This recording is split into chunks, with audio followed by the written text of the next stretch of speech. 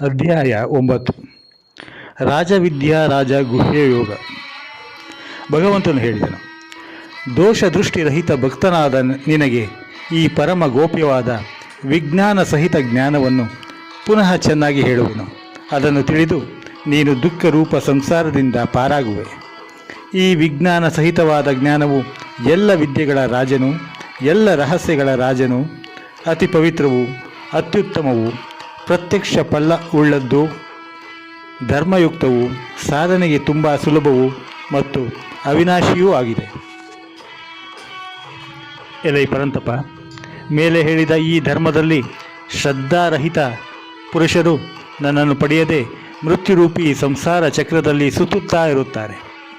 ನೀರಿನಿಂದ ಮಂಜುಗಡ್ಡೆಯು ವ್ಯಾಪಿಸಿರುವಂತೆಯೇ ನಿರಾಕಾರ ಪರಮಾತ್ಮನಾದ ನನ್ನಿಂದ ಜಗತ್ತೆಲ್ಲವೂ ಪರಿಪೂರ್ಣ ವ್ಯಾಪಿಸಿದೆ.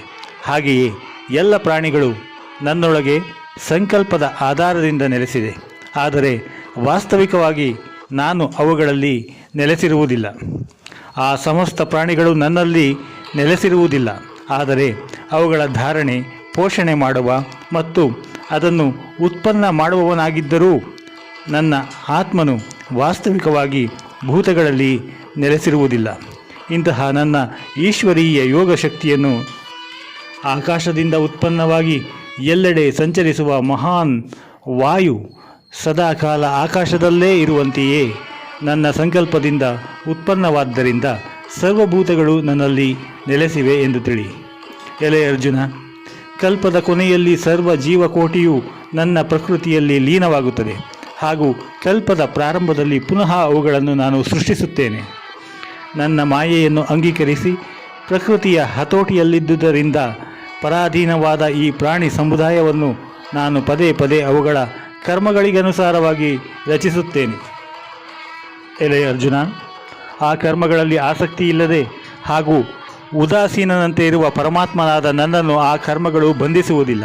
ಎಲೆ ಅರ್ಜುನ, ನನ್ನ ಅಧಿಷ್ಠಾನದಿಂದಾಗಿ ಪ್ರಕೃತಿಯು ಚರಾರಹಿತ ಸರ್ವ ಜಗತ್ತನ್ನು ರಚಿಸುತ್ತದೆ. ಇದೇ ಕಾರಣದಿಂದ ಈ ಸಂಸಾರ ಚಕ್ರ ಸುತ್ತುತ್ತಾ ಇದೆ.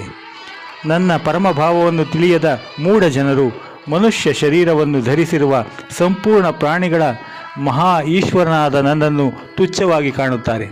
ಅರ್ಥಾತ್ ನನ್ನ ಯೋಗ ಮಾಯೆಯಿಂದ ಜಗತ್ತಿನ ಉದ್ಧಾರಕ್ಕಾಗಿ ಮನುಷ್ಯ ರೂಪದಿಂದ ವಿಚರಿಸುವ ಪರಮೇಶ್ವರನಾದ ನನ್ನನ್ನು ಸಾಮಾನ್ಯ ಮನುಷ್ಯನೆಂದು ತಿಳಿಯುತ್ತಾರೆ. ವ್ಯರ್ಥವಾದ ಆಸೆಯುಳ್ಳ, ವ್ಯರ್ಥ ಕರ್ಮ ಮತ್ತು ವ್ಯರ್ಥವಾದ ಜ್ಞಾನವುಳ್ಳ ವಿಕ್ಷಿಪ್ತ ಚಿತ್ತರಾದ ಅಜ್ಞಾನಿ ಜನರು ರಾಕ್ಷಸಿ, ಅಸುರಿ ಮತ್ತು ಮೋಹಿನಿ ಪ್ರಕೃತಿಯನ್ನೇ ಆಶ್ರಯಿಸಿಕೊಂಡಿರುತ್ತಾರೆ. ಆದರೆ ಕುಂತಿಪುತ್ರನೇ, ದೈವಿ ಪ್ರಕೃತಿಯನ್ನು ಆಶ್ರಯಿಸಿರುವ ಮಹಾತ್ಮರು ನನ್ನನ್ನು ಸರ್ವ ಪ್ರಾಣಿಗಳ ಸನಾತನ ಕಾರಣಿ ಮತ್ತು ಅವಿನಾಶಿ ಅಕ್ಷರ ಸ್ವರೂಪವೆಂದು ತಿಳಿದು ಅನನ್ಯ ಮನಸ್ಸಿನಿಂದ ಮುಕ್ತರಾಗಿ ನಿರಂತರ ಭಜಿಸುತ್ತಾರೆ. ಆ ದೃಢ ನಿಶ್ಚಯವುಳ್ಳ ಭಕ್ತರು ನಿರಂತರ ನನ್ನ ನಾಮ ಮತ್ತು ಗುಣಗಳನ್ನು ಕೀರ್ತಿಸುತ್ತಾ, ನನ್ನ ಪ್ರಾಪ್ತಿಗಾಗಿ ಪ್ರಯತ್ನ ಮಾಡುತ್ತಾ, ಪದೇ ಪದೇ ನನಗೆ ನಮಸ್ಕರಿಸುತ್ತಾ, ಸದಾಕಾಲ ನನ್ನ ಧ್ಯಾನದಲ್ಲಿ ಮಗ್ನರಾಗಿ ಅನನ್ಯ ಪ್ರೇಮದಿಂದ ನನ್ನನ್ನು ಉಪಾಸಿಸುತ್ತಾರೆ. ಇತರ ಕೆಲವು ಜ್ಞಾನ ಯೋಗಿಗಳು ನಿರ್ಗುಣ ನಿರಾಕಾರ ಬ್ರಹ್ಮನಾದ ನನ್ನನ್ನು ಜ್ಞಾನ ಯಜ್ಞದ ಮೂಲಕ ಅಭೇದ ಭಾವದಿಂದ ಪೂಜಿಸುತ್ತಾ ಉಪಾಸನೆ ಮಾಡುತ್ತಾರೆ. ಹಾಗೂ ಬೇರೆ ಕೆಲವರು ಅನೇಕ ರೂಪದಿಂದ ಇರುವ ವಿರಾಟ್ ಸ್ವರೂಪಿ ಪರಮೇಶ್ವರನಾದ ನನ್ನನ್ನು ಪೃಥಕ್ ಭಾವದಿಂದ ಉಪಾಸನೆ ಮಾಡುತ್ತಾರೆ. ಶ್ರೌತಯಜ್ಞ ನಾನಾಗಿದ್ದೇನೆ, ಸ್ಮಾರ್ತಯಜ್ಞವೂ ನಾನಾಗಿದ್ದೇನೆ, ನಿತ್ಯ ಯಜ್ಞವೂ ನಾನೇ, ವನಸ್ಪತಿ, ಅನ್ನ ಮತ್ತು ಔಷಧಿ ನಾನೇ, ಮಂತ್ರ, ಘೃತ, ಅಗ್ನಿ ಮತ್ತು ಹವನ ಕ್ರಿಯೆಯೂ ನಾನೇ ಆಗಿದ್ದೇನೆ. ಈ ಜಗತ್ತನ್ನು ಧರಿಸಿರುವವನು ಮತ್ತು ಕರ್ಮಫಲವನ್ನು ಕೊಡುವವನು, ತಂದೆ, ತಾಯಿ, ಅಜ್ಜ ತಿಳಿಯಲು ಯೋಗ್ಯವಾದ ಪವಿತ್ರ ಓಂಕಾರ, ಹಾಗೆಯೇ ಋಗ್ವೇದ, ಸಾಮವೇದ ಮತ್ತು ಯಜುರ್ವೇದ ನಾನೇ ಆಗಿದ್ದೇನೆ. ಪಡೆಯಲು ಯೋಗ್ಯವಾದ ಪರಮಧಾಮ, ಪಾಲನೆ ಪೋಷಣೆ ಮಾಡುವವನು, ಎಲ್ಲರ ಒಡೆಯ, ಶುಭಾಶುಭವನ್ನು ನೋಡುವವನು, ಎಲ್ಲರ ನಿವಾಸ ಸ್ಥಾನವು, ಶರಣಾಗಲು ಯೋಗ್ಯನು, ಪ್ರತ್ಯುಪಕಾರ ಬಯಸದೆ ಹಿತವನ್ನು ಮಾಡುವವನು, ಎಲ್ಲರ ಉತ್ಪತ್ತಿ ಪ್ರಳಯಕ್ಕೆ ಕಾರಣನು, ಇರುವಿಕೆಗೆ ಆಧಾರನು, ನಿಧಾನನು ಮತ್ತು ಅವಿನಾಶಿ ಕಾರಣನು ಕೂಡ ನಾನೇ ಆಗಿದ್ದೇನೆ. ನಾನೇ ಸೂರ್ಯನ ರೂಪದಿಂದ ಬೆಳಗುತ್ತಿದ್ದೇನೆ. ನೀರನ್ನು ಆಕರ್ಷಿಸಿ ಅದನ್ನು ಮಳೆಯಾಗಿ ಸುರಿಸುತ್ತೇನೆ. ಅರ್ಜುನನೇ, ನಾನೇ ಅಮೃತ ಮತ್ತು ಮೃತ್ಯು ಆಗಿದ್ದೇನೆ. ಹಾಗೆ ಸತ್ ಅಸತ್ ಕೂಡ ನಾನೇ ಆಗಿದ್ದೇನೆ. 3 ವೇದಗಳಲ್ಲಿ ಹೇಳಿರುವ ಸಕಾಮ ಕರ್ಮಗಳನ್ನು ಮಾಡುವವನು, ಸೋಮರಸ ಪಾನ ಮಾಡುವವರು, ಪಾಪರಹಿತ ಜನರು ನನ್ನನ್ನು ಯಜ್ಞಗಳಿಂದ ಪೂಜಿಸಿ ಸ್ವರ್ಗ ಪ್ರಾಪ್ತಿಯನ್ನು ಬಯಸುತ್ತಾರೆ. ಆ ಪುರುಷರು ತಮ್ಮ ಪುಣ್ಯಗಳ ಫಲವಾದ ಸ್ವರ್ಗಲೋಕಕ್ಕೆ ಹೋಗಿ ಸ್ವರ್ಗದಲ್ಲಿ ದೇವತೆಗಳ ದಿವ್ಯ ಭೋಗಗಳನ್ನು ಅನುಭವಿಸುತ್ತಾರೆ. ಅವರು ಆ ವಿಶಾಲವಾದ ಸ್ವರ್ಗಲೋಕವನ್ನು ಅನುಭವಿಸಿ ಪುಣ್ಯವು ಮುಗಿದಾಗ ಮರ್ತ್ಯಲೋಕಕ್ಕೆ ಬರುತ್ತಾರೆ. ಹೀಗೆ ಸ್ವರ್ಗದ ಸಾಧನರೂಪಿ 3 ವೇದಗಳಲ್ಲಿ ಹೇಳಿರುವ ಸಕಾಮ ಕರ್ಮಗಳನ್ನು ಆಚರಿಸಿ ಭೋಗಗಳ ಇಚ್ಛೆಯುಳ್ಳ ಪುರುಷರು ಪದೇ ಪದೇ ಬಂದು ಹೋಗುತ್ತಾ ಇರುತ್ತಾರೆ. ಅರ್ಥಾತ್ ಪುಣ್ಯದ ಪ್ರಭಾವದಿಂದ ಸ್ವರ್ಗಕ್ಕೆ ಹೋಗುತ್ತಾರೆ ಮತ್ತು ಪುಣ್ಯವು ಮುಗಿದಾಗ ಮರ್ತ್ಯಲೋಕಕ್ಕೆ ಬರುತ್ತಾರೆ. ಅನನ್ಯ ಪ್ರೇಮಿ ಭಕ್ತರು ಪರಮೇಶ್ವರನಾದ ನನ್ನನ್ನು ನಿರಂತರ ಚಿಂತಿಸುತ್ತಾ ನಿಷ್ಕಾಮ ಭಾವದಿಂದ ಭಜಿಸುತ್ತಾರೆ.